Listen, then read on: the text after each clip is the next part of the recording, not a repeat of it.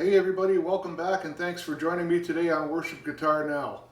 I'd like to give a big thank you to everybody who's subscribed to my channel lately, for everybody who's watching the videos, and for everybody who's liking them. It's people like you who make this channel better.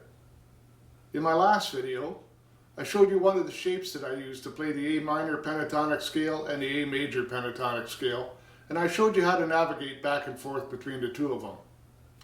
In today's video, I'd like to show you how to make those scales sound a little bit more like music and not just like you're running up and down the scales. So just let me reposition my camera, we'll meet back here, and we'll take a look at this together.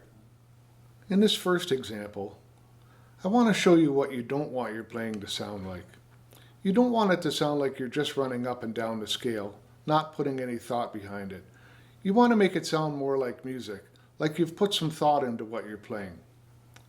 So let me put on a backing track, and in this first example, I'll show you again what you don't want your playing to sound like.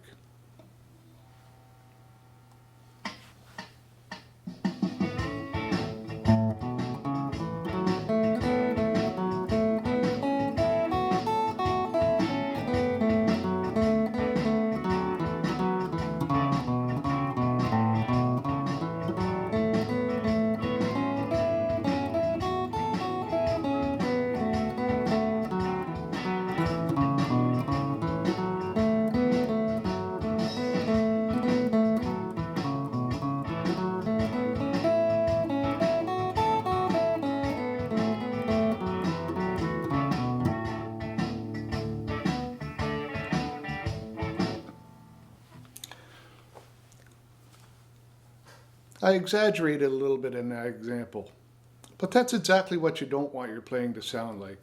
You don't want it to sound repetitive, like you haven't put any thought into it. It needs to have a little bit more to it than just those notes. It's not all about how many notes you can fit in the shortest amount of time.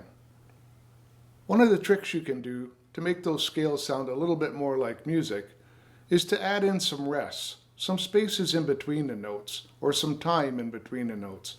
I had an old teacher tell me that the rests are just as important as the notes. So this time, the only thing I'm going to do is add a few rests in between the notes or hang on the notes a little bit. And I think you'll see the difference in these two examples.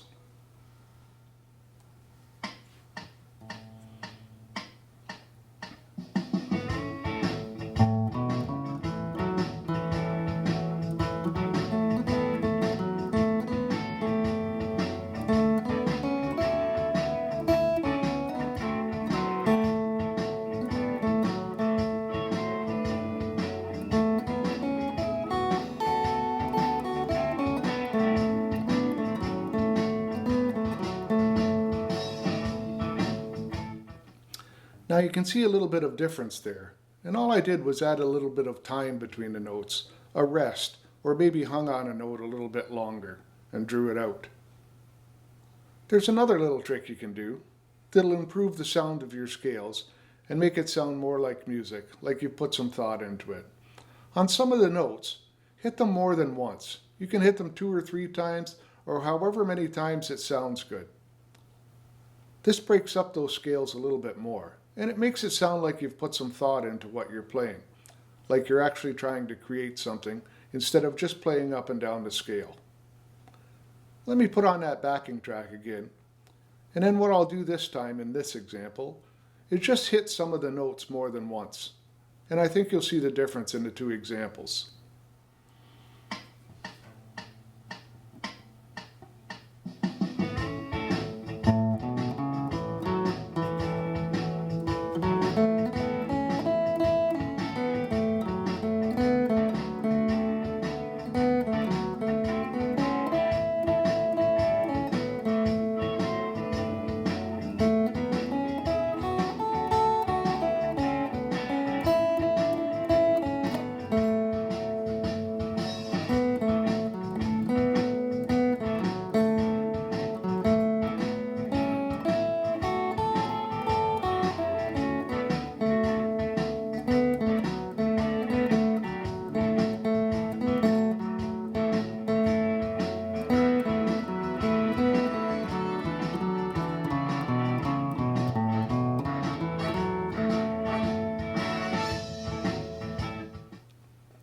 Now I think you've seen the difference in that example.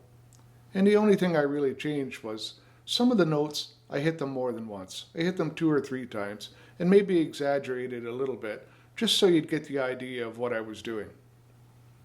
And as you can see, it's starting to sound like we've put a little bit more thought into what we're doing. Like we're not just running up and down the scale anymore, but we're taking some rests and we're hitting some notes more than once. There's another little trick that we can do too. We can skip over some notes and create a bigger space between notes or a bigger interval between notes. And that also adds something different to our scales.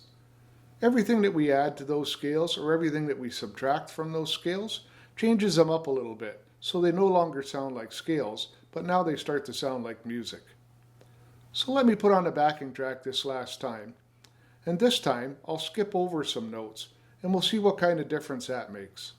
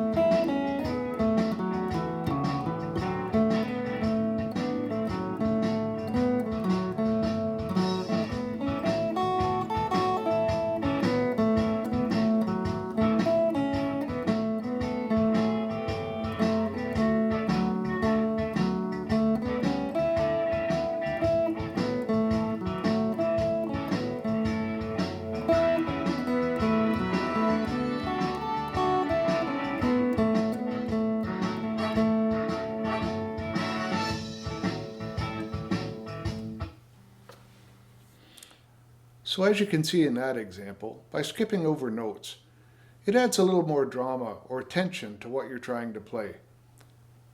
It's just one more thing that'll make those scales sound a little bit more like music and a little bit less like scales. Now in some of these examples, I did it a little bit dramatically. But what you should do at home is try each one of these examples on their own. So when you're at home, put on your favorite backing track.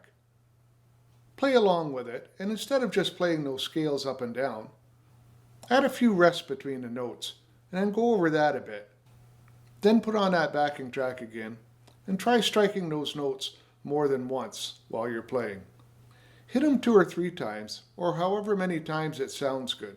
Remember, you're only practicing, and this is the way that you learn. And then put on that backing track one more time. And try jumping over some notes. Instead of just playing up and down the scale, try skipping some notes in between your fingers.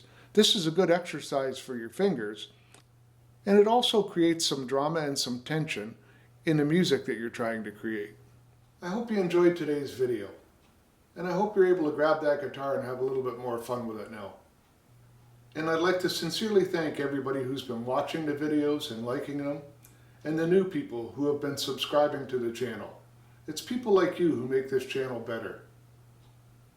So I hope you had fun today watching this video, and until next time, grab a hold of that guitar and make some noise.